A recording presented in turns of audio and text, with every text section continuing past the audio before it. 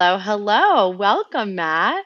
Hey, how you doing? Pleasure to I'm be here. doing great. So good to see you. I know we have gotten to connect in person. We were just talking about the importance of in-person connection.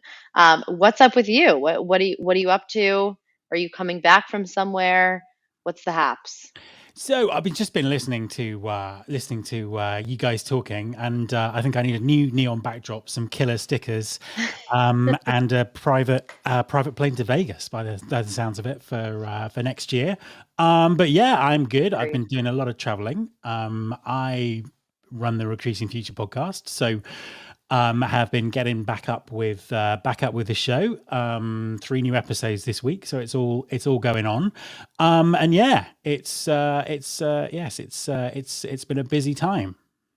I love that. What has been one of the most interesting conversations that you've had recently? That is an interesting question. So, I think the most interesting conversation I've had recently was with a Emmy-winning film director called Topaz. He's on the latest episode of my podcast, Mm. and he's talking about conversations. So he's run a project where he's filmed 1,200 people having conversations and analyzed the kind of questions you need to ask to build relationships. So picking up on your theme earlier about talking to people and building relationships, and it's a fascinating conversation. And I think there's a lot in there about what we can learn from a hiring perspective, a work relationship perspective. So yeah, that is by far the most interesting conversation I've had in the last couple of weeks. I love that. I love that. And it's interesting because one of the biggest shifts for me in conversations has been around the question of what do you do? And it's typically because I live in New York, typically the first question someone asks you right after what's your name is what do you do? And I've shifted from asking what do you do to how did you get into your work? And Yeah. I think that's just like it's such a different way of asking a question in terms of like the impact and the answer that you get because then you get a story instead of a, a title, which doesn't really say much about what you do or who you are. So that's my piece of information for today Very good. on conversations. But I look forward to tuning into that episode. I think it's probably a really important one. And I hear a little birdie told me that you have some interesting news to share with the world. I do have some interesting news to share. So, as I Drum say, roll, please. yeah, absolutely. So, I've been running my podcast for a long time, about 10 years now. And over that time, I think I've interviewed about 800 people, maybe more, Wow. about all aspects of hiring and TA and that kind of stuff. But I thought that I kind of needed to interview more people and add another channel and do 800 is something not else. enough. Yeah, it's not enough. And also, I never get to be on camera. I'm always behind a microphone, staring at my office wall. So, and I'm fed up being told that I've got a face for radio. So, You do, you have a good face. You have a great face. on that grounds, I am I'm coughing a lot. I'm delighted to announce that I'm teaming up with Purple Acorn, and we're launching a new show in December. So, thank Wow, you, there we thank go. you. There we Yes, are. Yeah, big claps. lots of applause. That's great. It's going to be called the Alder Hour, which I think is the single best name for a show ever. I mean, you can't really beat that. Can't beat it. Pause is like, excuse me. Yeah, exactly. And it's gonna be a bit later in the day, so it's gonna run on Mondays. It's gonna kind of run sort of depending where you are in the world, anywhere from Monday lunchtime to Monday evening. So kind of a bit of an afternoon evening vibe to it. I'm going to be talking to people. Doing a couple of interviews every episode, got some regular contributors, and lots of fun things planned. Wow, I'm so excited. Can you tell us like one maybe like a sneak peek of the type of you know uh every the weekly kind of things that you'll be talking about or any guests that'll be joining you? Yeah, absolutely. So one of the big things I always like to talk about is trends. how you spot trends, what's happening. And I think more than any time I can remember in the history of what we do, we are just bombarded with new things. Trends. Good morning, everybody. Welcome morning. to the HR Morning Show. It is the Tuesday before Thanksgiving. It is our Thanksgiving day before the day of Thanksgiving show, and I'm joined by my incredible co-hosts. We have Danielle and Joel. What's happening, team? Yo, what up? What up? I'm joined by two goons this morning. I don't know about you guys, but The goons. I love that. Goon Squad. The Goon Squad. Imagine people tuned in to the 30 minutes before we actually went live and heard the nonsense and not work appropriate BS that we talk about on here. It would be terrible. Like, if our production team really wanted to, they could just record it and just blackmail us. It'd be terrible. It's true. They should do that. No, they shouldn't. No, they Don't shouldn't. give them any ideas. Hey, I want to know though, who is out there? Come on, get in the Let's chat. go. Let's get in the comments. Quiet. I know by the out of office messages that I'm getting that a lot of people are not working. Like, Let's circle back around next year, huh? Big guy. John is out of the office, returning on Monday, 12/2. Right? Like, we know. First of all, it's a great week to take off. It's a short week. Kids are off from school. It's all about Off-season. family. The weather here in New York has finally changed from summer to winter. It's fantastic. We just skipped fall. We're right into it. Joel, what's happening in the great middle of wherever the hell you are? It's cold. It's really cold here. We haven't had snow. We had snow last week. It's melted. It's great here though. We're getting ramped up for one of my favorite holidays ever. Well, Joel, why do you not like Thanksgiving? I love Thanksgiving. I just always. No, you actually told us you don't before. I said Good backtrack. because Yeah, I'm way from to England, walk that I back. do not like Thanksgiving, but I'm now an American citizen. That's how I made it back in the country after my trip to the UK. But I love Thanksgiving. I never used to, but now I love it, and I love teaching my kids about being grateful for everything that we have. I like that. Yeah, come Yeah, on. that's all good. And we'll talk to Serge too about Gratitude. Canadian Thanksgiving, which is cool. They stole that from us. So They, like we don't they wanna have give- like a cool Thanksgiving for real. I know. I need to apologize, Joel. Danielle and I are very, city centric New Yorkers, where we don't really think anything exists outside of New York, and anything outside New York is just over there. That's Right. okay. Honestly, it's just everything's upstate. It's upstate. Everything's Anything north. Well, we have an exciting show today. We're going to get to that in a little bit. It's our Thanksgiving show. We have some great guests coming up here. Remember, guys, you could head over to purpleacorn.io, follow us on LinkedIn, follow us on YouTube. The podcast comes out. You could check it out. We're here every Tuesday. Please engage in the comments. It makes it a lot more fun. Who is out there? Who is out there? We kind of like each other, but we get it in the Anyone comments. Is there anybody out there? Did everyone just sign off? Is everyone traveling? Today's a big travel day, right? I think so. Tuesday, November 26th. Well, let's get into it. Danielle, what are you doing for Thanksgiving?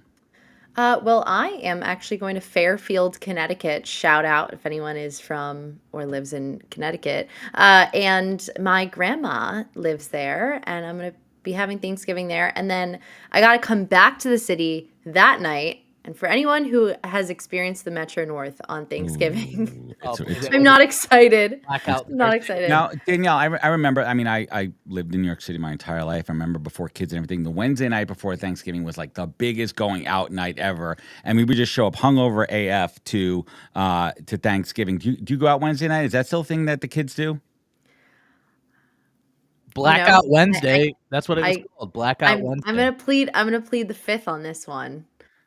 But on Friday morning, I'm waking up at like 7 a.m. and I have an ankle surgery. So sadly, I won't be here next week. I know you guys are going to miss me so much, but I got to take care of this ankle thing. Yeah, Adam, are you doing a turkey trot? I'm gonna turkey trot back to my bed after we always play Friday. The Friday after Thanksgiving is just kind of just recovery, but we do a lot of Friendsgivings. Danielle, I saw you celebrating a lot of Friendsgivings with your friends over the last couple of days. We had one last week. Friendsgiving is great, right? And especially So nice. we do the Friday after with all. Somebody who doesn't have friends.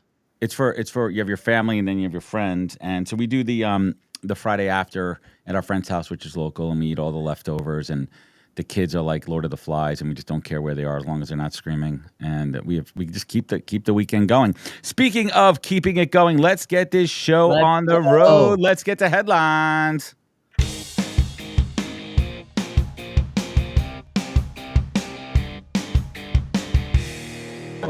I am thankful for headlines. I'm thankful for headlines. Danielle, walk us through this one, please. All right. Well, we are on an hrbrew.com story about how hiring might have a revival in 2025. So, about roughly 25% of the global workforce, funny enough, is anticipating being laid off in the next 6 months. However, this guy who's an SVP at Manpower US, he said he's heard from candidates and recruiters alike that hiring is not at the pace they'd like to see, but they do think that there's going to be a steady, cautious hiring increase in Q1 into Q2. So curious what you guys think. I've definitely been seeing like a spike in hiring / preparing for hiring in the new year. So I kind of get this feel, but I can't say I'm the expert in the room because I have two Yeah. recruiters with me. Yeah, this is so in my Yeah. heart of hearts, I think I could speak on behalf of Joel, myself, and every recruiter out there. I hope to God that recruiting picks up in the new year. I really do. I think that there's going to be some optimism despite whatever your political views are. Hopefully the economy will spike. Hopefully there'll be some stability. Whatever you want to think out there, but we need hiring. We need it to open up. We need to stimulate the economy. We need to focus on jobs here in the States. There are a lot of amazing folks out of work. But the downside of that too is I do fear that, with technology, and there's a lot of jobs that, in the next couple of years are going to be obsolete and automated by AI and stuff. However, we do need the people to prompt it. We do need the people to run the technology. So anyone out there out of work, be upskilling, get yourself ready for when these jobs open up. When someone asks you, and I ask this as a recruiter, in an empathetic way, I understand that you've been out of work for a while. What have you been doing to, stay up to date in your industry? What have you been doing to upskill? I want to hear that you're working on that. I want to hear that you're really trying to, put yourself in a great position to get hired. Joel, what say you? I'm always optimistic about the future of hiring, and I said the same thing at the beginning of 2024, and it did not go the way I wanted it to go. And I said the same thing at the beginning of 2023, and it didn't happen the way I wanted. So I would love to be behind this Manpower SVP. But just also keep in mind, like, Manpower is a huge recruitment agency. Huge. They want things to go well, right? Of course they did. Look, you have to always look who the article is coming from. I just the research. noticed, I love my recruiter family. I really do. But it's like we cannot be not optimistic about the future. Otherwise, we're like not optimistic about our lives, essentially. So I'm optimistic. I'm excited, but I'm not going to make a prediction on this one. I just hope it's better than it was at the start of 2023 and 2024, which were just mass layoffs in January, if anybody recalls that. So I will say as a marketer, like just keeping my finger on the pulse of what jobs are out there, I'm excited by the types of roles that I'm seeing because I'm seeing a lot of companies invest in brand, invest in social media, take, social media and short form video a lot more seriously. I just read someone, Bree Reynolds, who works at Lyft. She does their social at Lyft. And she just posted something about how she's seeing brand influencers that are in-house. I mean, those types of roles, plus like the more like dynamic, like community centric kind of growth roles. I love that. I love seeing that. I think it indicates a real shift in how we're thinking about community-led growth, marketing-led growth. Right. And I love to see that that's opening up a bit and that companies are really placing more value on that, whether it's an experiment or it's, a real strategy that they're seeing traction in. I'm not sure, but I think that's something I'm more excited about as I'm looking at like what jobs are out there. Well, we traditionally see a spike. I mean, if you put we usually see a spike anyway in the new year. Budgets open up, and especially I recruit for marketing, media, and advertising. Budgets open back up. New campaigns happen. Clients are shifting between accounts, and there is some general activity there. And also, let's be honest, too, I think at this time of year, towards the end of Q4, companies either freeze their budgets, they freeze hiring. I mean, it happens every year regardless. So if they're not hiring and they're hiring a little bit, there's obviously going to be an increase, ergo a spike. So just think about straight facts like that. So what do you guys think people could be doing to like prepare for a potential hiring revival? Go get a haircut. Oh, wow. No, look. I think if you're a recruiter and you're out of work, like Adam said, I think really like honing in on your skills, learning new skills, looking at the tools that are out there. I mean, there's so many tools that are out there. So if you're going to get a new TA role, how are you going to go into that organization and make an impact? And have a plan. So I think you could do that. If you're an organization, I think you got to get on pipelining, connecting with candidates that could be a good fit. I'm obviously huge on content and starting to create that community online, and even just thinking about hiring in the future. One of the things that I'm optimistic about is community. Like I think we're going to see a lot more, especially with niche hiring, a lot more community based and led hiring, where companies, they're going to look to build community with candidates that have already applied, because I think over the last The decade, smart ones, hopefully, yeah. well, over the last Yeah. decade, everybody's been focused on new. I think the focus in the near future is going to be looking at the ATS. Who do we already have in play? Who's already been interested? And how can we start to foster relationships with those people versus just going out and trying to find new people every single time? I think there's going to be more of a focus on that. And then hopefully Canada experience as well. I think we need to see a resurgence Yes. of companies just caring about the people who are applying to their jobs and creating a really good experience for them as well. I hope. Well, we are here. You don't like getting ghosted?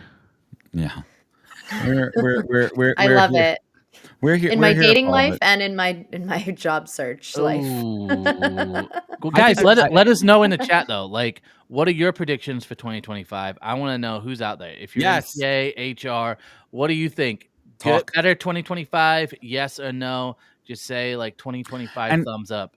And I'd like to hear from some job seekers out there. If anyone out there who's out of work that's tuning in, how do you feel right now? Do you feel optimistic? Are you having some initial conversations? What are you hearing in the market?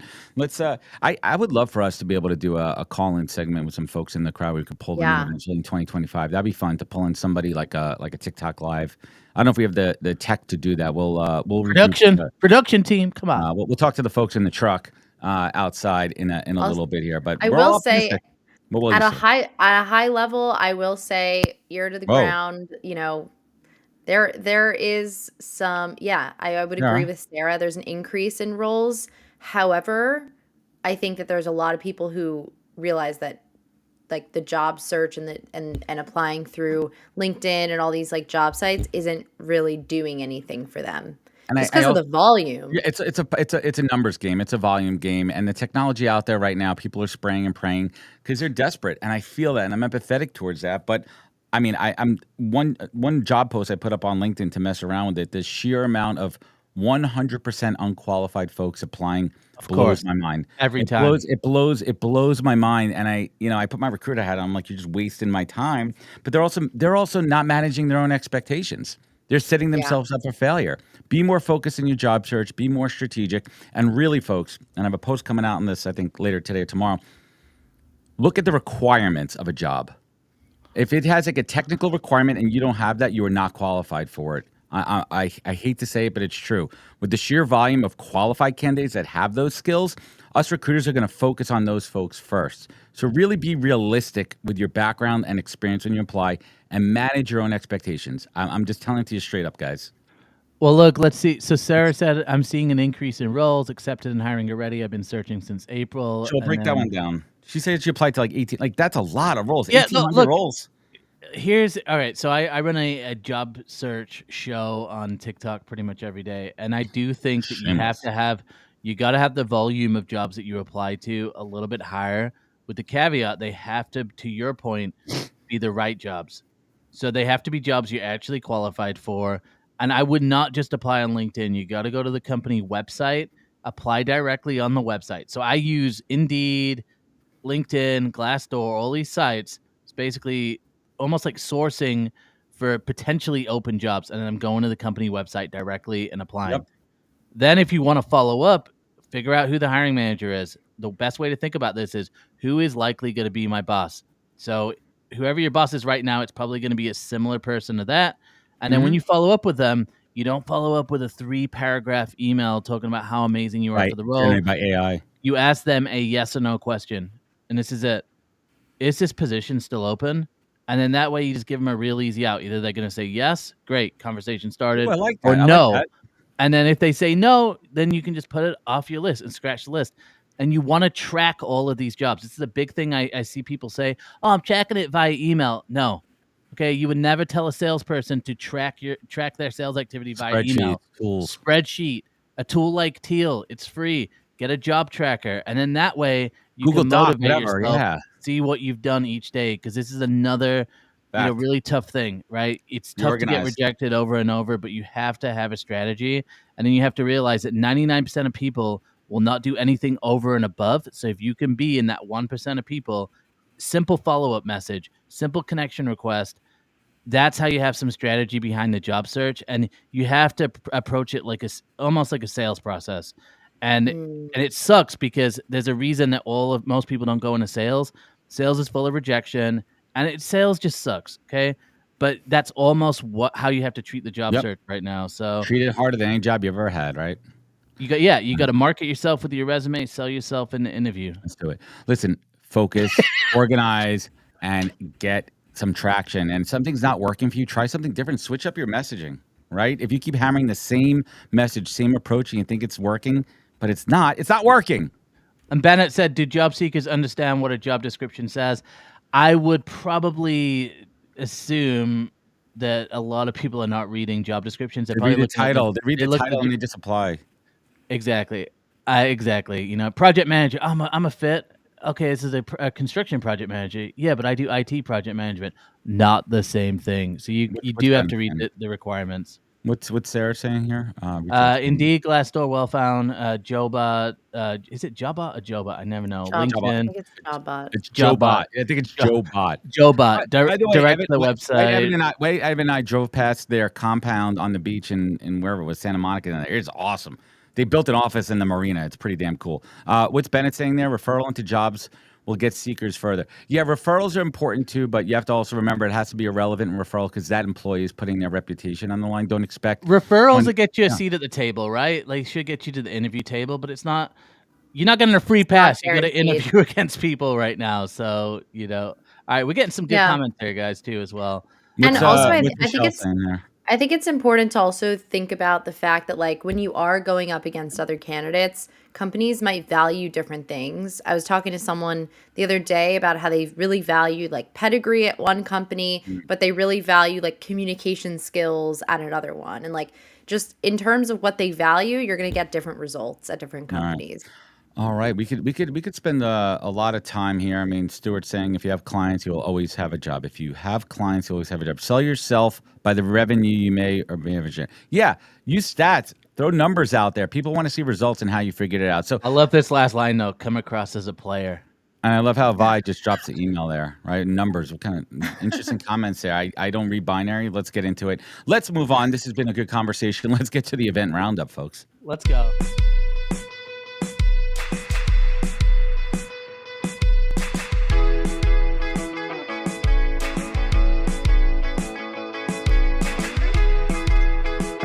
Yeah, we've come to a pretty exciting end of the year. Tremendous year of events. So much learning, connecting, and networking. I talked about my experience last week at ERIN, and for me, it was my first small conference, and how much value there was in connecting and spending 3 days with the same people and really deepening those relationships. So, folks, do not snooze on these small ones. Don't be. The big ones are great. We love Transform. I'll be out there. The gang will be out there. We're doing a lot of cool stuff. But before that, we have TA Week coming up in San Diego this February. And Purple Acorn will have a ton of guests that'll be there. We'll be interviewing them all December and January. We're excited. We haven't figured out yet who from the team's going to be out there, but be sure to see one of our faces out there. Joel, were you at TA Week last year? I was not. I was having a baby. Cute. Not go. Priorities. You didn't have your priorities straight, man. No, I know. I was like, hey, babe, sorry, I got to go to TA Week in San Diego. I'm not going to be here for the birth. I know he's 3 weeks old. He'll be fine. He's well acclimated to the world. He can't even talk. He doesn't even know you yet. He went to miss you. It's right. That's kind of true. Danielle, what's one of your big? Let's do it. Let's get real here, folks. Danielle? Give us some takeaways, like high level of your overall 2024 in events. Ooh. I mean, You you've been know, to a lot. Zcon, recruiting stuff. You've been all over the place. so many. HR I've Tech been with to Tony with Robbins. with Bunkle Adam and Funkle Evan. I think I topped the number of events that I've ever been to this year. And you know what I realize is like, yeah, you could grow a career and you could grow a personal brand and maybe even a business remotely, but there is nothing that will replace connecting with people in person and getting them to like deepening those relationships and also like getting them to buy into who you are. I think as a young person, it's much easier to stand out when Preach. you're in the room, right? And so I think like what I realized about this year is just like to be proud of the fact that I've gotten myself in these rooms with these incredible recruiting legends. I mean, besides you two, Cool. and Right. I've been able to hold a conversation. I've been able to add value. Like Yeah. I think that's a lot to be proud of, and I'm just excited to be on more stages, to be part of more conversations, to maybe help design future events Yes. with this next generation in mind. Like let's continue to harp on that one. But yeah, I'm really proud of myself, and And you, I'm just enjoying the journey. and I'm proud of you and your evolution. I had the opportunity to watch it firsthand and see you really coming into your own this year at the events because they're intimidating. I swear to like I don't care who you are. It's overwhelming at times. You have to be able to really break through if you're an extrovert and like how to be present and how to present yourself. It's tough. These things could certainly be intimidating. But you said something interesting where we have an opportunity, the industry, to innovate. How do we take these events and keep innovating them and take them to the next level and attract the next, the next generation of talent and HR professionals and really just focus on the content and the engagement and bringing people together there. So we're excited for that. There's some exciting stuff that we're working on behind the scenes over here at Purple Acorn. We got some cool stuff coming up for Transform. I have a tremendous partnership that I will be making a formal announcement shortly with our friends over at Greenhouse. We got some cool stuff that we're working on.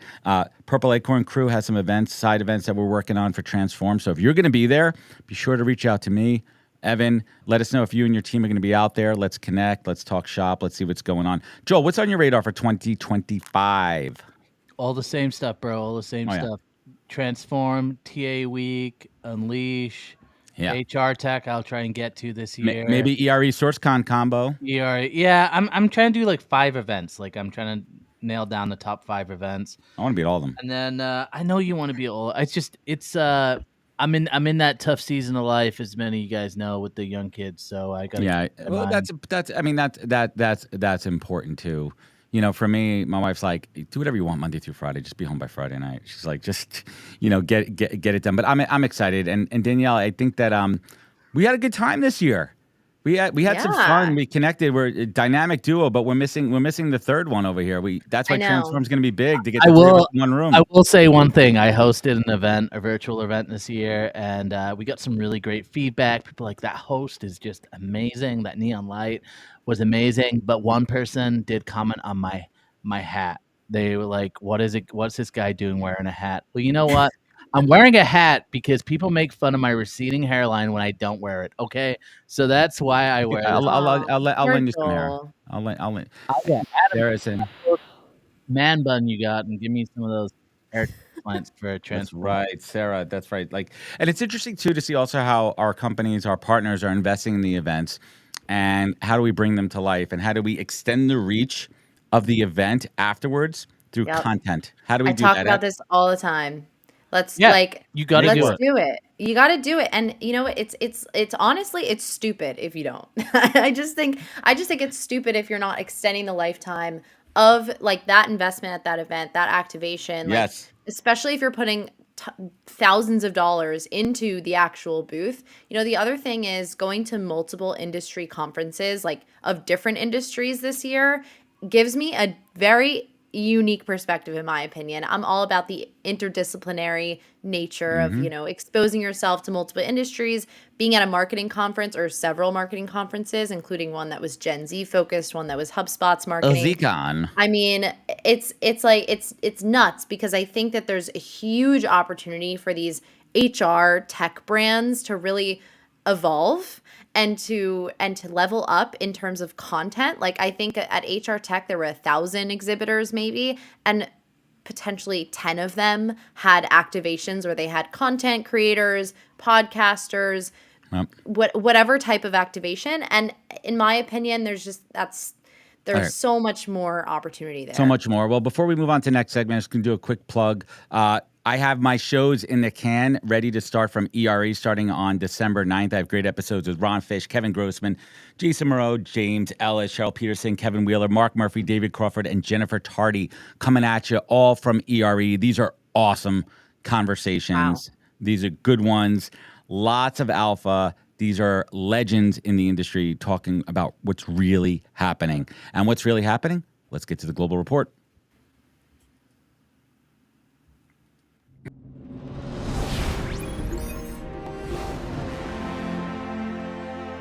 Now, hello. I look like Joel, but I got more hair. So, I know. I was like, oh my God, it's a hat, but it's somebody different. What are we doing today? what But are we doing today? What's shaking, bacon? God, so much is going on. So much is going on, but it's the same conversation. Wait, is it about AI? It's about AI. We gotta go. I know. I'm sorry. It's not gonna go Elephant away. in the room. It's never going away. And people, but isn't that the point that it's not going away? Yeah, that is kind of the point. It's not going away, and it's probably time for us to have a real grown-up conversation about how deep it's going into our lives and Okay. where those All right. tentacles are starting to come. All right. All right. Everybody out there, I know it's Thanksgiving and we're kind of checked out, but it's time to have an adult conversation. All the Yeah. kiddies are talking about things at the kiddie table, but it's time for the adults to be adults. Alin, where do we even start here? Okay, so there was a article that came out. I don't even know if it was this week or last week. It was based off of a talk that Eric Schmidt, the ex CEO Yahoo. over at Google. Google, sorry. Oh yeah, Google. Yeah, Google. Talked about. He gave a talk at Princeton. Here's basically what he said. What's Princeton? Princeton is a big, huge ass university, like where people like who are supposed to be smart go. And Do you know a fun fact about little Adam? When little Adam was like 10, 11, 12, I thought I was going to go to Princeton. I was in like some smart classes and everything. And then I went to high school and I went to shit. Anyway, we digress. Yeah, we digress. But yes, been down that path. I gave up on those dreams long ago myself. So here's the deal. Here's what he said. And I want everybody to listen to this one very carefully. Basically what he said was, we need to be ready for the fact that our children, this next generation of children, their best friends, the things that are going to be influencing their ideas, creating their belief systems, are most likely going to be AIs, not humans. It's scary. It's hugely scary, right? So I read that and I was like, how do we really care about this? And then I thought about it and I thought, okay, I think we're already kind of there. I have a 17-year-old daughter. I gave her, we've been a tech family from the beginning of time. She stole my iPad when she was 2 in that first generation when I have not gotten that shit back yet, right? I mean, she's on the 10 different versions of it. I remember having a conversation with her, what was it, a year and a half ago, 2 years, I don't even remember how long ago we really started talking about generative AI, right? And I tried to have a conversation with her about what was going on. She says, oh, I know what that is. Mhm. And she pulls up her iPad, and on it, she's already got 3 to 4 Gen AI conversation strings from characters and personas she has hand selected that she's having deep conversations with. These aren't humans. But it's also in the gaming too. I mean, my kids are on Roblox and Minecraft and everything. Like it's all there. Like this avatar world that we're living in it's been here for a while. Yeah, it's been there. And I think we're just kind of, honestly, I can't believe I'm a part of the generation now. I'm just starting to wake up. I can't believe it. But what's happening is these algorithms, right? Because algorithms, the same issue that we had all these issues with social media. We still have it, right? Mm-hmm. Big time. We're driving what people were seeing, how they were driving perceptions of themselves and the perceptions of the world around them. Well, imagine this at exponential scale, right? Now we're not just talking single independent algorithms. We're talking complex, deep AI-based algorithms, which are generating the content, the ideas, the thoughts, and the conversations that individuals are having on a daily basis, particularly young, influenced minds, right? What do we care is the question, right? Like, I think we also have to understand, like, is put the real Turing test to it, right? Like, it's like understanding the ability of the machine to think like a human by stimulating that conversation between a human and machine, right? Like that, you have to really give it the test. Is it empathetic, feeling, emotions? Like, we're getting really close, and there's some stuff out there that's damn close. Getting super close. Listen, I zoom in, I watch some of these conversations that my daughter's having online or that she's engaging with, and honestly, unless you were paying attention, you probably could not tell that this was AI generated. It's scary. So but remember, if you put that Turing test to it, is it real emotion? Is it real innovative thought? Is it probably not yet, but it masks itself and pretends that it is, right? Right. So if you don't have the cognitive development at that point to be able to understand, right, what's real and what isn't real, to be able to understand and see through kind of the surface level engagement, it's easy to get twisted and tied. And I think there's now I'll also say all this and say I don't think there's like this I don't think we're going to turn back the clock here, right? Oh, definitely not. Like Train has left the station. The train has left the station. Conversation and go, oh well, then we should not do this anymore, right? That's not, the train has left the station. We are fully into this. I think the question becomes, what is the downstream implication, and do we care, and how do we address it? And I don't know if we have an answer to that yet. So there's the big report for today. It's big. It's bigger than we think it is. We probably need to have a deeper conversation that do we care about whether AI is mass applying to jobs? I think the question is bigger. I mean, I want to kind of double back to just the high, like, let's take a step above what we do in the industry, in talent and recruiting and HR and benefits and all that kind of fun stuff. And interesting when we talk about the kids, and interesting what schools are teaching from a curriculum perspective, and teaching kids that AI is not gospel, and teaching ethical, moral ways to use it and not. Like, I think about catfishing. We talk about deep fakes. Like, that's a part that scares me.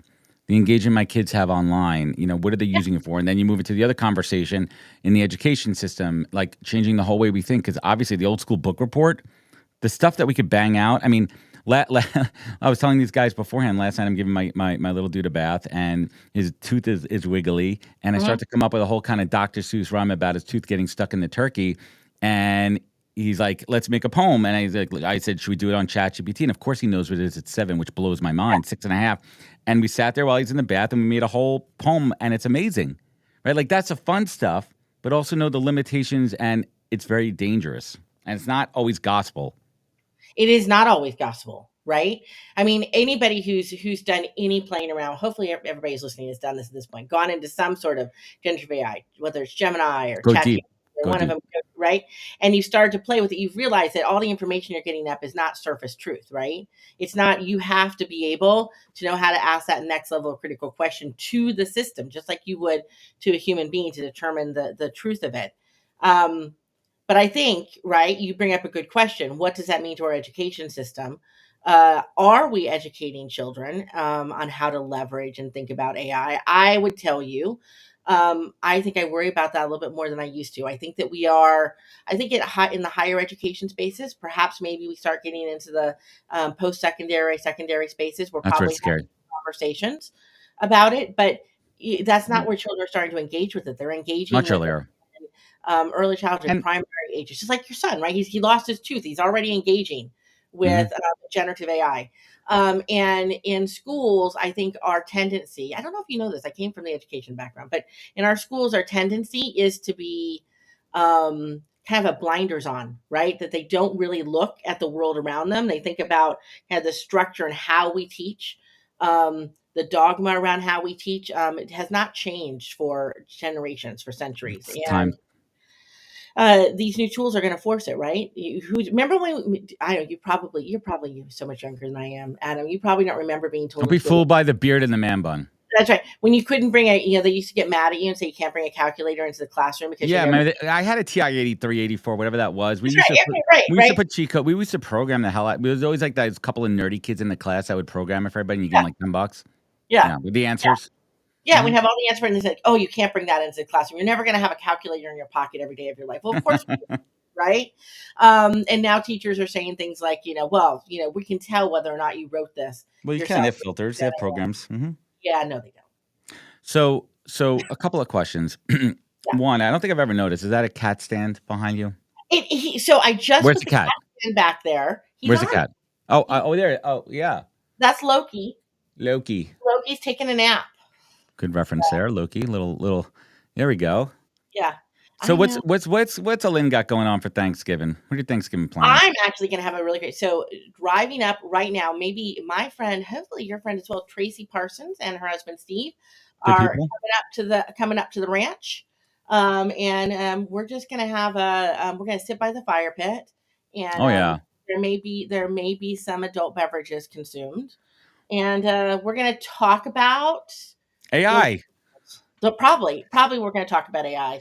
Probably talk a little bit about influencer based marketing. We might have a great conversation about kind of what's happening in the world and how we can kind of a little pinky Yeah. and brain conversation. How can we take it over? That sort of stuff. But what's Alin's special Thanksgiving Day dish? What's something unique? What's like your dish? Like my wife has a dish. She makes a spicy cream corn casserole that's killer. What's your dish? Yeah, my dish is it's not exciting. It's a sweet potato dish. So With I marshmallow? With oh yeah. Oh, I don't know who. There's this see, thing about not putting marshmallows on. I don't know where that came from. Yeah, it's got marshmallows, maple syrup, walnuts. It is oh, you're no speaking my redeeming. love language. Keep Yeah, going. there is no redeeming, nutritional value in this. This is Oh, pretty much Thanksgiving, everything goes out the window on yeah, Thanksgiving. full on Now, sugar fast. do you do like phases? Like you start early and then come back again? Like I always say my family has a problem. We go full force right away, and I'm like, guys, we're starting at like 2:30, 3 o'clock. Can we take like a halftime break? Can we take a halftime break and not Smart. like? But they don't listen. They don't listen to me. My Yeah, no, family, we do my it. Russian family, just brings all the food out all the time, all at once, and like just eat it. Yeah, that's what we do. So we spend all day like puttering around and cooking this crap. We put it out on the table, and 15 minutes later, everybody's walking away like, okay, we're done now. Well, Yeah. Alin, I want to wrap this one up and just say I am thankful for you and our friends over at Smart Recruiters. I love this segment that we've been doing here. This has really been a staple cornerstone of our show, and I think that the fans enjoy it. Always bringing the alpha. What do you got on your radar for early 2025 as far as events? Early 2025. Possibly TA week. I'll see. I probably won't be. Probably won't be a large presence there, but we'll be there at some level. Mm. I am transparently. I'm actually looking at smaller events this year. Yeah, we were just talking about that. Particularly the first half of the year. And when I say smaller, I don't even think it's smaller than ERE. There is I think there's a conversation that needs to be had that happens in smaller groups. Amen. So we're looking at partnering with some agencies and groups that are doing smaller, very invite only 2-3 day retreat type sessions. I like that, and I do want to give a little shout out. I saw a really cool announcement yesterday that Smart Recruiters has incorporated and partnered with Juicebox. They brought them into the marketplace, Juicebox.ai, which was my sponsor for ERE. I love those guys over there. Fabulous. Fantastic. We could talk about that offline. They're pretty cool. David and the team have been fantastic. I have 10 interviews, 7 episodes coming out starting on the 12th. I'm sorry, on the 9th of December with amazing industry leaders, names that you know from ERE. Thanks to our friends over at Juicebox. I know. That's awesome. That sounds fabulous. I saw you on last segment say you interviewed Kevin Grossman. I haven't talked to Kevin in like years. So Grossman was great. Oh, wait till you see Kevin Wheeler, the legend. He says some stuff that will blow your mind. Probably. He will. So, Alin, I want to thank you so much. Where could folks find you? Where could they connect? Where could they learn more? Hey, you can find me on LinkedIn under Alin Bailey. I am there. If you want to know more about Smart Recruiter stuff, go to smartrecruiters.com. We've got some cool Winston stuff. You can go get the fresh demo off the hook is out there. Has anyone not found Winston yet? No, Winston is fully alive. If you haven't found Winston yet, you are under a rock, deep down buried. Well, Evan, it was interesting. Evan brought us binoculars to ERE, and we're on the roof. And I told him, I'm like, if you want to use the binoculars and peek into Disneyland, you can. So the binoculars are fantastic. I want to thank you. I want to thank our friends over at Smart Recruiters. Have a great Thanksgiving, and we'll catch you after the break. Talk to you soon, Adam. Bye. Bye-bye.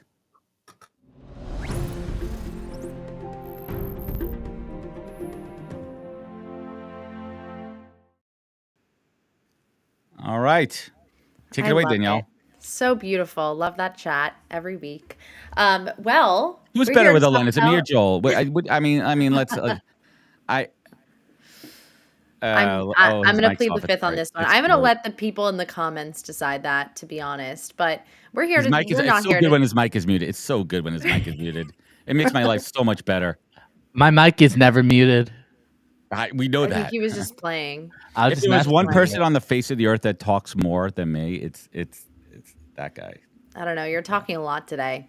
I mean, did you guys? Speaking of talking, let me talk. No, I'm just kidding. What are you holding up? Woo! Your Starbucks cup? Wow, that's so interesting. Anyway, we're here to talk about ERIN and what they're doing for the holidays. This is really, really cool. So basically, they're doing a sloths for sloths program. Wow, Say that say 10 times sloths, fast. sloths, Lots for sloths. sloths. And how it works is that anyone can go to the link in the QR code. You can scan the link, and you basically select items to donate, and they will ship them directly to ERIN's Oh office wow. via Yeah. Amazon. Thank you, Amazon. All the items will be gathered and delivered to Jerome Bettis's The Bus The bus. Stops Here Foundation. Wow, there's a lot of tongue twisters for their toy drive before the holidays. And ERIN is starting with $500 in gifts, which in my opinion is very generous, and will Yeah, match every ERIN. gift with a Go sloth. Aaron. Go Go. Aaron. And Go. this is their gift stack so far. So every week we're gonna see the progression of how many gifts they get. And yeah, That little so purple exciting. acorn hat buried in the back there. Shameless. It's like coal. Thanks, Evan. That's Evan great. White in Kids the will enjoy house. it. What's up, Joe? Too. Joe said, "Howdy, Joel and Danielle and Adam." Hi. You don't need two Thank N's. you. Just put a comma and then an and, Joe. Just how you Jeez. write lists. Grammarly, guys. Grammarly, if you come on. make grammar mistakes, it means that you need to donate a gift. Yes. Oh, okay. Yeah, and who has donated gifts so far? Let me know in the chat. Who We are has we are donated thankful for everyone out there. On a serious note, it's a time of giving, a time of looking out for folks who need help and their kids need 100%. help. And if you have, give. That's what the spirit of the holiday is all about. So thank you to our friends over at ERIN always for their generosity and support. Yes. Thank you so much. Also, what you said the other week really resonated. It's like this year has been really hard. It's been really hard. I feel like probably more families can't afford to give gifts this year than maybe ever before in their lifetime. So I think Cool. it's really important that we give back. Yes, and Shout thank you, out to Evan White. Evan. Oh, he fixed his name. He donated toys and jackets and boots, and you should too. So thank you to our friends at ERIN, and please donate. Click that QR code. I'm sorry, take a picture of it. Whatever you do to make a website. Boomer. You Scan the boomer. QR code. Scan it. Scan Let's get to it. Let's keep it moving.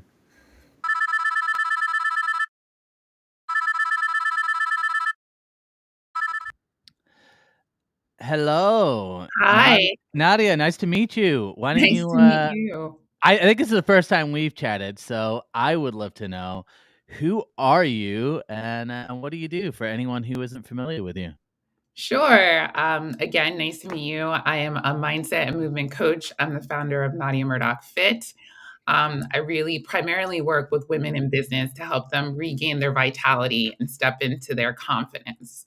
I find that a lot of the women that I work with, they present confident, but they don't really believe it inside. And how long have you been doing this for? Wow. So I got my I was like, it's been quite a journey.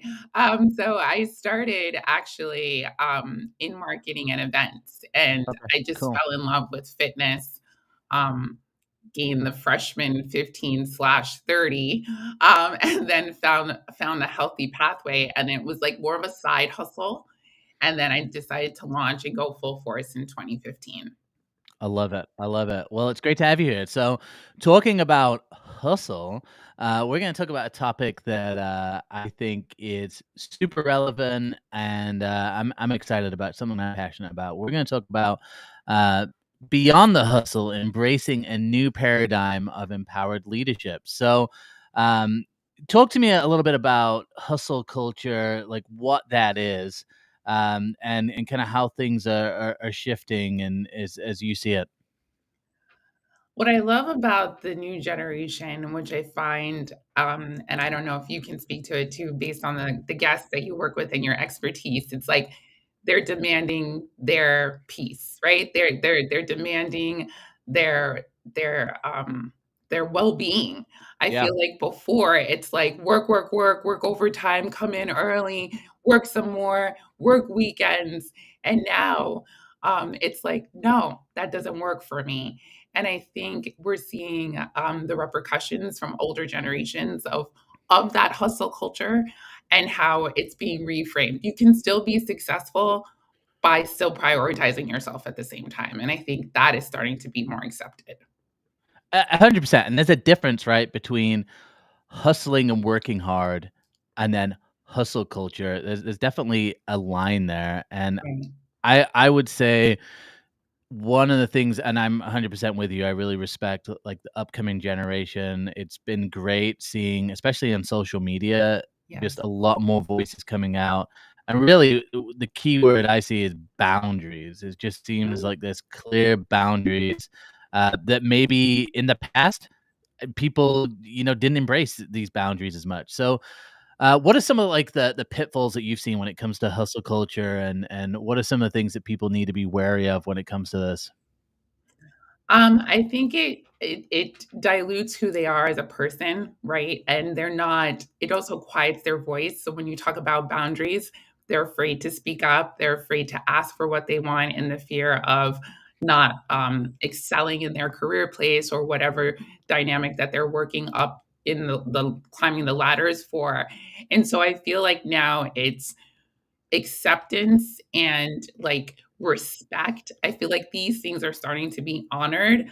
Whereas before it was kind of like glossed over. Like, this is what you have to do, almost like a bully, right? Like, if you want to get this promotion, you have to do this. I don't care if you have a headache. I don't care if you're sick, come in sick. And it's starting to be like, no, you don't have anything if you don't have your health, right?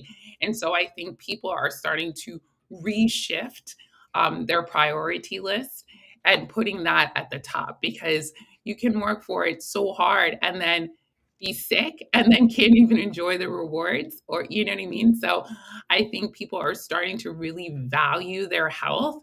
And it's not just about working out to look good, but their mental health too. And I think the conversation is being had more so that people, I feel like a lot of people had this feeling but weren't talking about it because nobody else 100%. was talking about it. And now I think we need to be having more of these conversations, especially in the workplace, because chances are the guy down the hall or the person in the cubicle next to you is feeling the same exact way. So it's creating a safe space to talk about it. I love it, and look, this is again another reason why I'm such a huge fan of platforms like TikTok, and because they've given people a voice. And I think about one of the earlier environments I worked in was a total hustle culture environment. They were hazing new employees. I remember them having us coming to work at like 7 in the morning. They wouldn't let us leave until 8 or 9. And it's because everybody else went through this when they were early on in the company, and I didn't have a voice. There was nothing I could do about it. And I think back to that point in my life, I would have for sure jumped on TikTok and been like, "Guys, do you know what I'm doing right now?" I would have given myself a voice and then kind of empowered myself with that.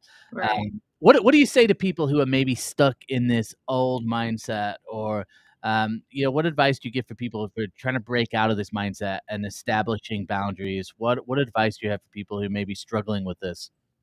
I think platforms like this is excellent because you're having that conversation. If listen to your instincts, because that will always steer you in the right direction, right? If something feels off, start to foster and nurture that. Like, start Googling, start attending events, start talking to other people about it.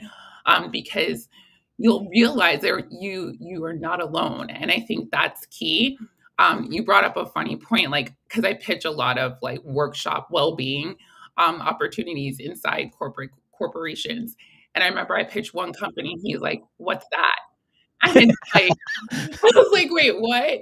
Wow, So it's red flag. what, yeah. So, like, if it's not in your workplace, bring it up to your DEI or your HR manager. Be that person that makes a difference, right? Because you are setting it up not only for yourself, but the people around you. And the loyalty that comes from a happy, well-being in the workplace, it's just such a different place to work.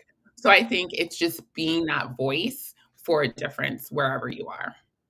Do you think that the newer generation as well, I shouldn't say the newer generation, the younger generation coming in the workplace, do you think that they are putting more emphasis on things like flexibility even over pay? Like, what are you seeing? Um, because in my mind, there has been that shift, but is that what you're seeing out there as well? I think when they're going for a job, like it's not just the job itself, it's their lifestyle, right? Will this fortitude mean to travel, to try new things, to enjoy my life? And especially being hybrid, like now after like the pandemic, it's like there's no excuse. Like, why can't we be hybrid? And I've Yeah. seen a lot of people walk away from opportunities because that's not being. I mean, I heard you talk earlier. You have a new baby. Having balancing a family and working and being able to value your time with your family and not come Huge. home drained, and it's important. I also saw something that millennials spend more time with their children than previous Come generations. on. That's something that should be celebrated, Yeah, and the reason is because most people I talk to, when I tell them, "Hey, I've got 3 kids under 5," if I talk to someone who's got kids that are teenagers and above, yeah, often I will hear them say, "I wish I had spent more time and kind of exactly, valued that time." I've never met anybody that said, "You know what? I wish I had spent less time with my kids and more time working." Never met exactly. anyone like that. Yeah, I talked to a fellow parent at my son's school. I have a 4-year-old and a 7-year-old, and he just sold his business, and the guy said to him, "You're doing the right thing. I'm completely wealthy, but my kids don't even talk to me," Wow. because he wasn't there. And so it's like, I think really, Joel, it comes down to values. What are your Mm. values? Yes, it's to give your family a comfortable lifestyle, but at the end of the day, does family matter? Does your health matter? And I think when you start I think to answer your question, I think this generation is honoring their values and they're discovering what their values are earlier. And I think that makes a difference in how they navigate their career. I love that. I love that. Well, talking about career, how did you first get into coaching, and like how did you kind of figure out like, yeah, this is what I want to do. I want to coach people. I want to coach women on what I coach them on. Like how did you get into that? Yeah, so it's funny because I was just talking to someone else about this yesterday, and it's like it's a journey, it's an experiment. And I always say, like, our life is kind of like that. Like, you have an idea of what you want to do, and life has a different idea. So it was like honoring that, like, life is not linear, it's up and down. And so I thought I just wanted to do the fitness thing, but I got my BA in psychology, and there was always the mindset element that I brought into my classes. I was like, I want to do more. And so over Mm, time, I started to sprinkle it into my classes. Then the pandemic hit. I got hit with a high risk pregnancy. And I was like, oh my gosh, I need to like coach myself. And I mm, really dove into mindfulness and gratitude. And then I got certified in cognitive behavioral therapy. And I was like, I want to do this for other women. Because so love many that. of us create this false reality in our head with negative thinking and limitations. And I wanted to show them, no, your life is yours, and you can create that.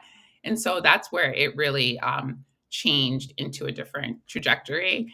And it's been amazing. And now I've been bringing it into corporations, speaking on stages, because I think, again, back to what I was saying before, these are conversations that a lot of moms, entrepreneurial women, women in business aren't really having. And so I want it to be a commonality amongst those groups. Amazing. I love that. Well, look, guys, if you're out there, and particularly if you're a woman, even just struggling with mindset, and you want to get your mind right, I would highly advise checking out Nadia's website, and you could do that by just on the QR code right there. Scan the QR code. That's what that little black and white thing is at the bottom of the screen for any of the boomers out there. Just kidding. I love boomers. But Nadia, where else can people connect with you? Where's the easiest place to reach you? Yeah, my website's great. You can sign up for my newsletter and get your dose of mindset reset, and also on Instagram at Nadia Murdock.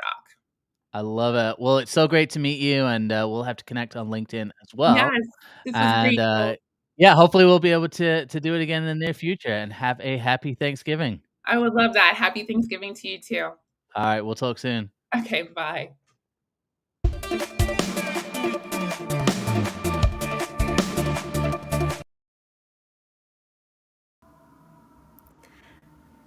Oh, hello, hello.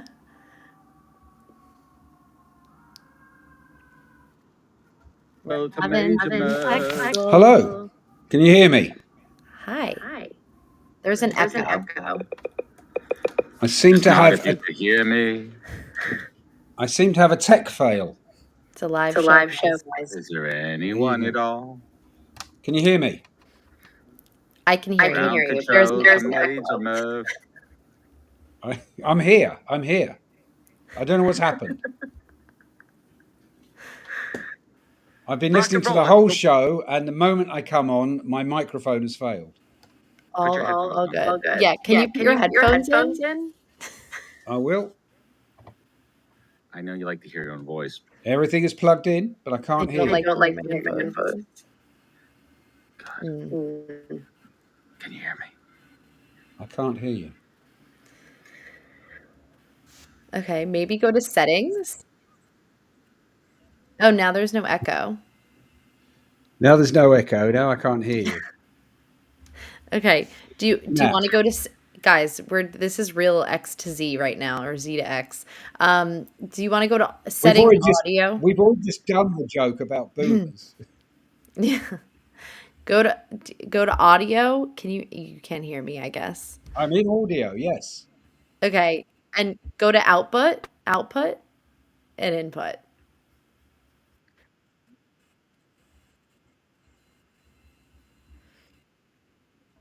This is a live show.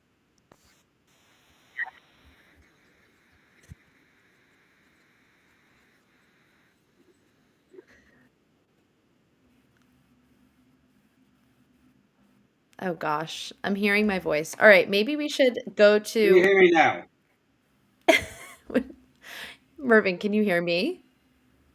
I can hear you, yes. Can you hear me? Okay. Yeah. Okay. We're good.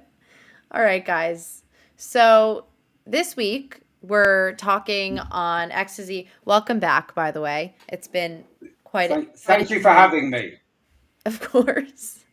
All right. So this week we're talking about a new white paper that came out all about ethical AI in the world of work. And this woman, Claire, I think works at the company that did the study. I can step in. It's the Top Employers Institute, who run a business based in Europe, out of Holland. I've done some work with them in the past, and they collect data and information from hundreds and hundreds of companies about what they're doing around different things. And this is something they've done around ethical AI, what Gen Z think about AI and stuff. Awesome. Yeah. So essentially, her post was about how there's a growing distrust of AI, 48% reporting not welcoming it into the workplace, and 55% being confident that their organization will implement it in a trustworthy and responsible way.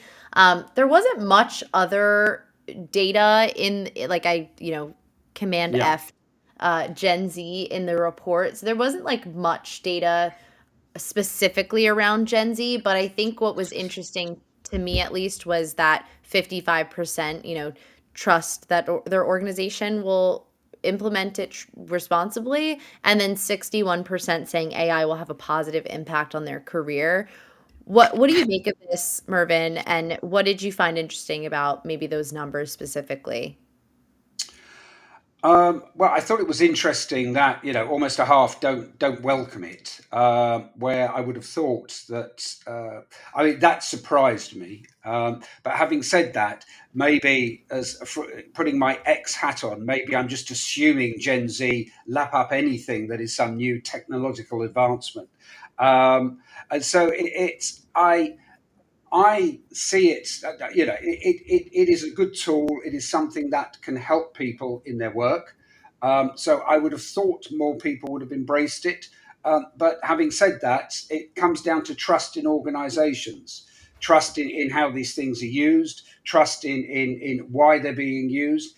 And I suppose there is possibly, as we've touched on in different ways in previous conversations, an element almost of distrust from the emerging generation in the workforce with how their organizations maybe are using technology and how they may use technology.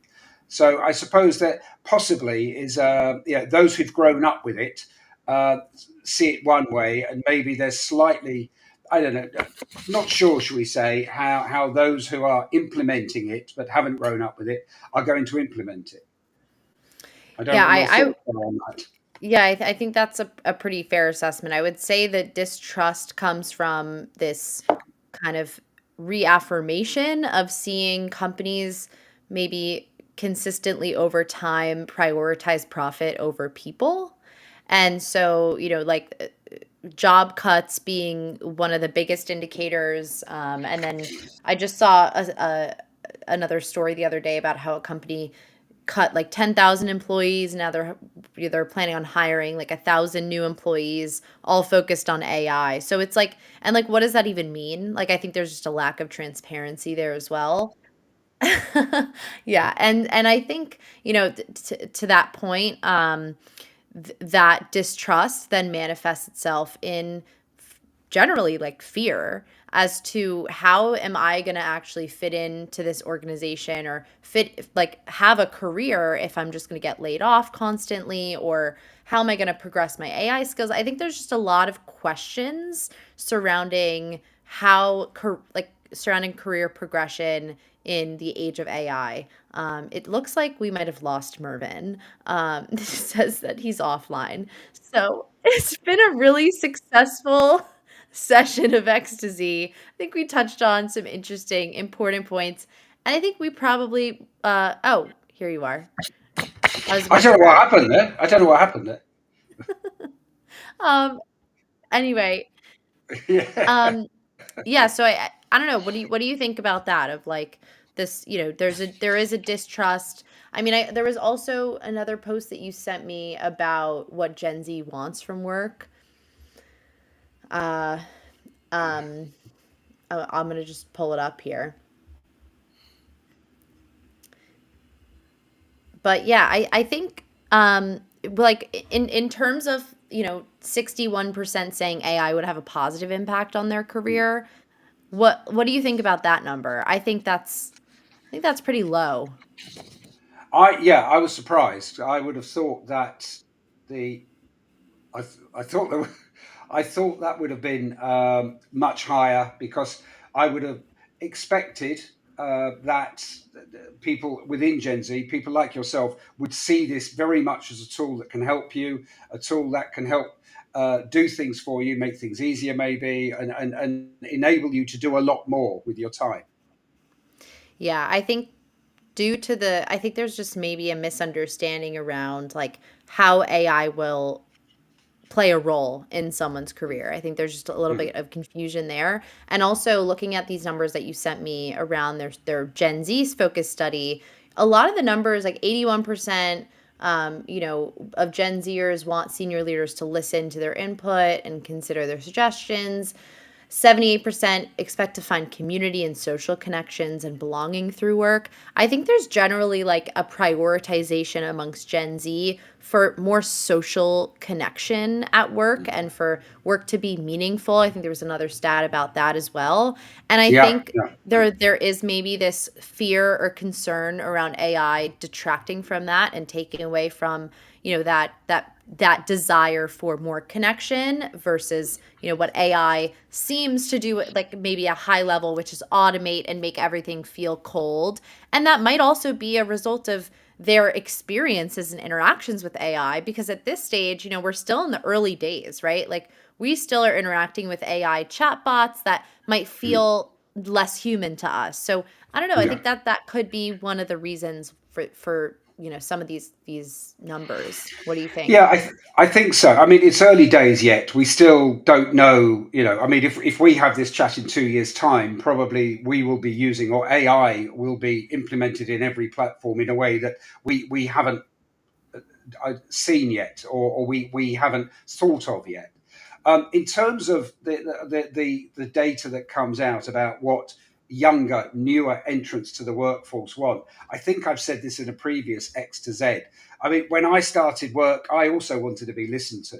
I didn't want to be some quiet trainee sitting in a corner, being told to kind of do menial work. And once I've been there for a year and I've proved that I can do it, I can be given something else. I'd done exams. I wanted to come in and hit the ground running and start doing things. But there was a structure within the organisation that meant that I was very much a trainee, and I had to do what a trainee did. So I don't think, in some respects, I don't think Gen Z are that different in that they want to grab opportunities straight away. They come in with confidence. They come in believing that they're able to do things. I don't think there's anything wrong with that. I personally don't think it's that much different from the last couple of generations. Maybe going boomers and before that, it was slightly different because the way organizations were set up were very different. But I don't think, I mean, for Gen Z to come in and want to kind of hit the ground running and really make a noise and get involved in things, I don't think there's anything wrong in that whatsoever. I think that's a good spirit. Now, they might not like the way things are done in organizations, but then, with a fresh perspective, we can learn from each other, if you like. So it's kind of like, X can learn from Z and vice versa. So what would be your parting advice to, let's say, a Gen Zer who wants to get more involved and wants to be heard in this age of AI, and then also to that manager who's managing that Gen Zer who wants to feel heard? Well, to the manager, think about what management is. It's not about telling people what to do. It's not about, yes, you have the responsibility if things don't necessarily work out. You take the glory when they do, maybe.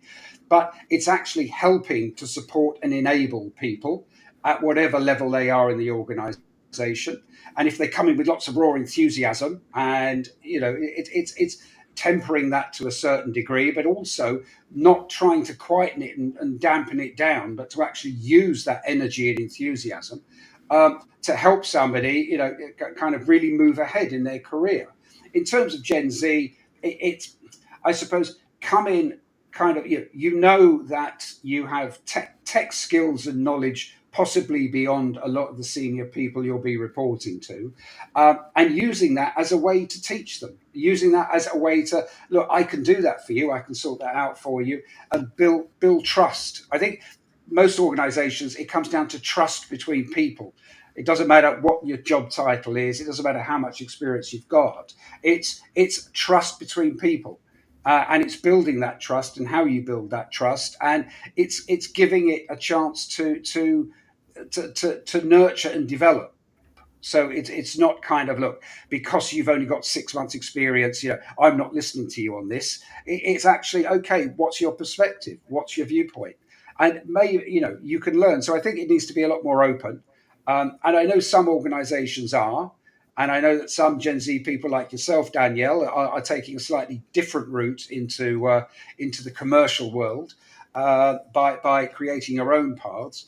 And that's also something that, organizations can do. They can help support people who maybe want a slightly different path under the umbrella of the organization. There are many different career paths, many different ways to actually achieve satisfaction and achieve good work. So I think everybody has to respect each other, everybody has to listen to each other, and everybody has to kind of see what they can learn from each other.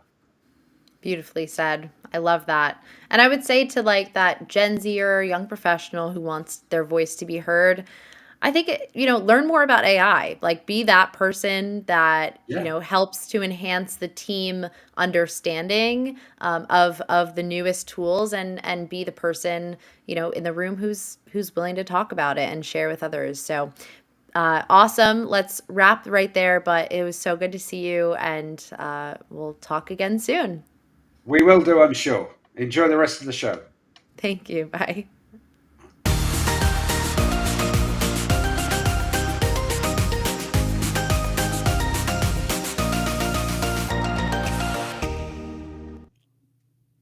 Good morning, beautiful people. I'm glad to be doing this HR weather segment live with you. Although I do think this segment might not be popular because I'm going to be making the argument that bring your whole self to work is probably a bad idea.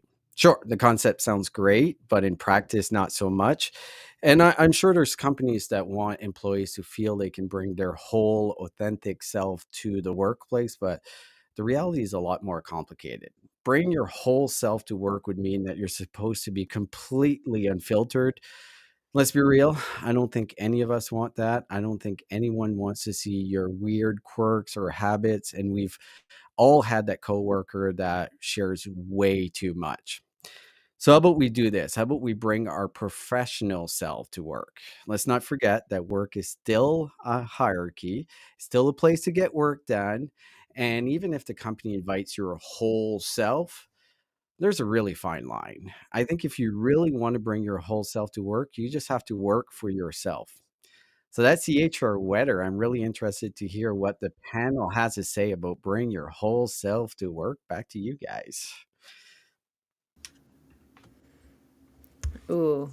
Danielle, take Joel. this one first. No, Joel, you are the realist recruiter. You got to tell us how real we could actually be. No, look, I talk about this a lot with my content, and I've had a ton of videos go viral with this. There's definitely two people that we need to think about when I think about work. You've got your professional self, like you said, Serge, and then you have like the Yeah. real you. You definitely do not want to bring the real you. I don't, and I think this is No. actually an employer branding thing that has just gotten out of control. Like employer brand is all about, hey, let's try and make our environment look as amazing as possible. Everybody's a fit, everything, and it's nonsense. Okay, not everybody fits in every organization. You cannot be your whole self, your true self at work. Okay. It's I don't know where this stuff came from. It's almost like when people say, well, you should only work a job that you feel 100% passionate about. Okay, that's great in fantasy land. In real world, sometimes you got to do jobs that suck. So to me, I think the only reason I feel so passionate about this is because I fell to this mistake. I was my real Yeah. self in a number of places, and I got coached out of the organization. I got put on the naughty list because I told people too much of what I thought. Okay, they don't hire you to tell you what you think or like what you feel. They hire you to be a good employee and do what you're told. Mm. Amen, brother. Amen. It's No, grim. It's and grim, honestly, but it's real.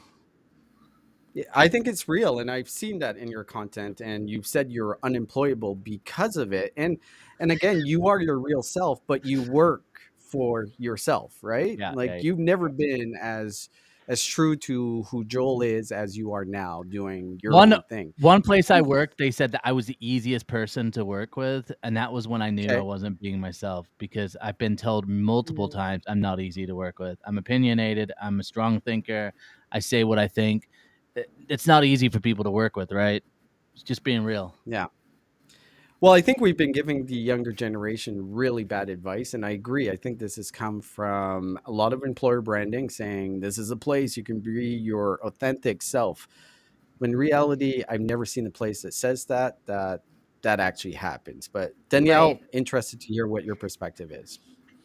Super interesting conversation. I'm glad I let Joel go first. But I think that, I did see going to the employer branding thing that you were talking about. I just saw a post the other day about how you shouldn't be selling people on like this idea of your employer brand, right? Like you Yeah. don't build the brand and then expect that people will fall in line with that. You build the employer brand around the actual lived experience of people, Yes. and that lived experience isn't always going to be positive. So on that note, like I definitely agree about the employer brand thing. I do think, and this is something that I do teach college students and early career professionals, that what's important to highlight about yourself is, in my opinion, the thing that makes you you. Yeah. And so if you've gone through some sort of trauma, like let's just say, little t trauma over your life, like neurodiversity, right? Like that's something that is consistently going to show up for you, whether you're in school, whether you're at work. If you're Yeah. able to really learn lessons from that and to extract something that maybe can inspire other people, and you go to an organization and maybe like no one's really talking about neurodiversity. That's something where like you can harness your passion for being heard and your passion for contributing to something larger than yourself outside of your job, of course, right? Like we're not talking about just slacking on your job and talking about neurodiversity, but like that's something where you can actually contribute to the culture of an organization by talking about your lived experience and talking about how you overcome it and more talking about it in a positive way and being like, oh, are there other people who relate to this? And maybe that means starting an ERG that's dedicated to neurodiversity. Maybe that means, talking to other leaders who are, more outspoken about that part of themselves. But I think like the most important part is to really focus on like the positives of who you are and how you could help other people feel seen internally, and use that to, to grow your brand, to grow your voice, to build trust, to build relationships internally, and not necessarily to, isolate or make anyone else feel like smaller or less important and make yourself feel more important. But it's really more about like finding ways to connect with people on a personal level. Really good points, Danielle.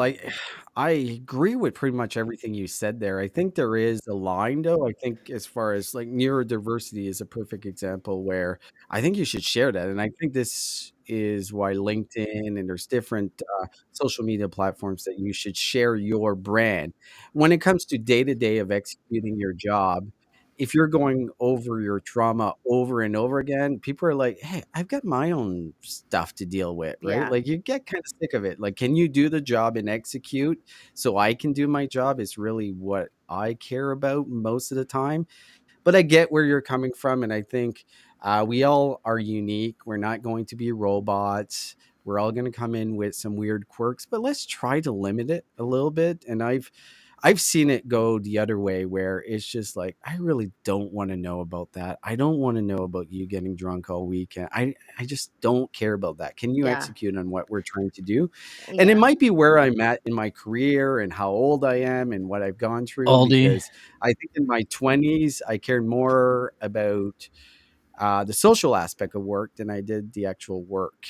I just want to get my work done and then spend time with my kids. I don't care Yeah. about the other stuff around it. I think to your point too, it's interesting because I've dealt with, I've talked to friends where their managers have overshared with them, and Yes. I've also heard the opposite, right? And I think it's important to realize, and I'm actually talking about this at 12:30 Eastern on the Gen Blend episode 5, where we're talking about whose problem is my mental health, because I think like it's really directly correlated, right? Bringing your full self to work, oftentimes if you're not in a great mental place, then you're probably also going to bring some emotion with you, and Yeah. not everyone is ready to handle that. But I think it is important to know what oversharing is and looks like, and just be mindful of that. And I also think that one of the things that I've struggled with personally in my career, and that I'm definitely working on, is like going back to what Joel said earlier, like people didn't hire you for your opinion. They hired you to like do the job. And so in the past, where it's like I'm dealing with more like marketing stuff where we're marketing to my generation or we're marketing to people who I really understand and talk to every day, I think building the case for why my ideas are good ones is a skill that is not necessarily taught in school that you No. really need to learn. It's a critical skill. So proving like your idea, coming up with business cases, and learning how to pitch ideas is a huge, huge, huge skill, because otherwise it just falls on deaf ears, and you're not going to be heard and received in the way that you maybe want to be. I think you nailed it. And by the way, the answer to your question about who owns your mental health is obviously yourself. It shouldn't be the organization's concept or control, but that's just my opinion on it. We'll see though, but I'll be tuning in. I'll be Awesome. tuning in too. When is that? Where is that? 12:30 Eastern on LinkedIn Live. Let's go LinkedIn Live. It's good to Streaming all see you day. guys. I do want to say happy Thanksgiving, right? We Happy had ours like Thanksgiving. a month ago, so I'm glad to see you guys. Oh, And it's great being a Canadian working in the US because it's like 3 days that I can actually get work Oh, done because there's no one around. It's fantastic. I love that. I love it, man. Yeah, happy Thanksgiving to you too. Then, awesome. Bye. Bye, Serge. Bye. Serge, good to have you in real life too. Oh, here we go. Look who's back, Mr. Camera Problems himself. Oh, look at that. Yeah. The building internet went out, so it's, The building internet went out. Offices. Boo. Boo. it's Go work office. from home. That was a great chat. That's always a great chat with Serge. Hey, let me see that blue light. I never get to see. Like, can you give us like a tour of your back office? You Yeah, I never want to see show us. this. Just Oh my wow. I got my my adult Legos up over there. Got See? Ghostbusters. Got my Met seats over there. This is Pa's office. Yeah. Dude, this is sick. No, it's Amazing. Here's my clubhouse. This is where my wife see said your take all the pores. crap that you have from college, and here's a place for it. 25 years of crap. It's all here, and it's not in our house. I love that, dude. I love it. I love it. All right, bring us home here. I love it. Are we done? No, we gotta do your closing. Come on, mate. You do it. Take it. All right.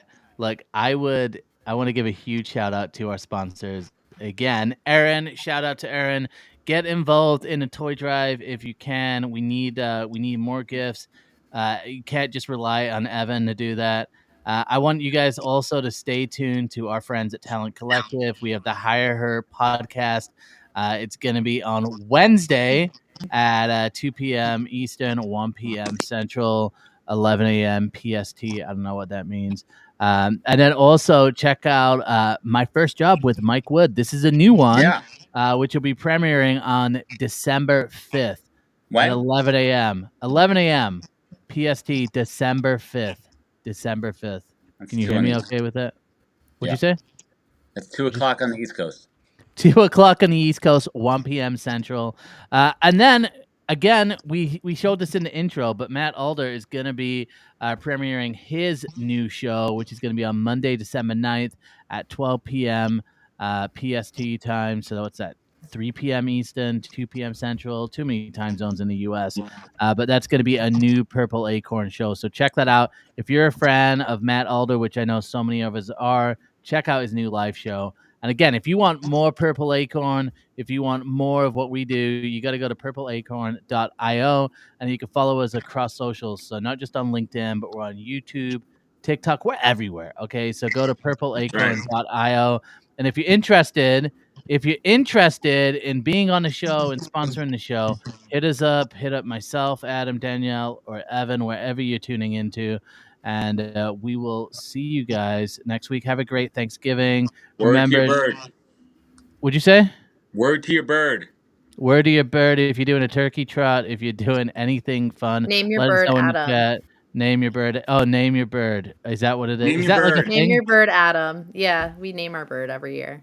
Really? I just really honored. I'd be honored, truly. The pause turkey. It makes sense to me. And then find us on Spotify as well. But guys, this has been it. It's been a great show. Happy Thanksgiving, everybody. Enjoy the week. Happy Turkey Day. We'll see you. And Danielle, good luck with the surgery as well. Hope good luck. Good luck. Won't be here next week, so break a leg. No, you can't. Don't break a leg. Don't break an ankle. Break an ankle. She's getting ankle surgery, but appreciate all you guys. Is it cosmetic ankle surgery? All right, bye guys.